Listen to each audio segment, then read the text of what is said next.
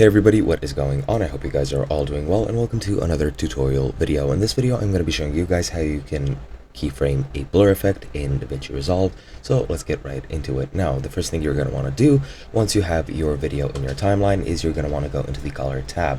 Once the video is selected, we're going to be adding a blur effect to this. You just want to go and make sure nodes are turned on, select the node, then go into effects, and then search for whichever blur you want. For example, I'll use the block box blur. Just click it and drag it over to the node, and as you can see now it is applied. It already starts at a strength of 0.25. I'm going to set that to a strength of 0. Now as you can see, you have these two diamond shapes next to the horizontal and vertical strength. You can have them connected like this, but you can uncheck this and you can move them independently of one another, and that changes the horizontal and vertical blur. I'll just keep them the same. And now what you want to do is select the time in the video where you want to start blurring it out.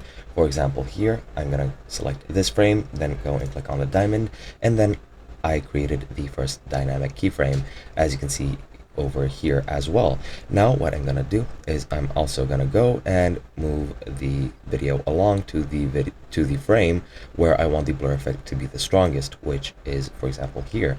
Then I'm going to add the blur at the maximum value, as you can see, at 1.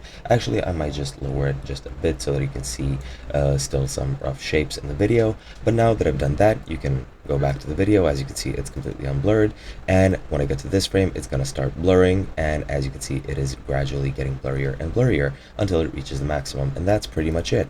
Hope you guys enjoyed, and I'll be seeing you guys in another video.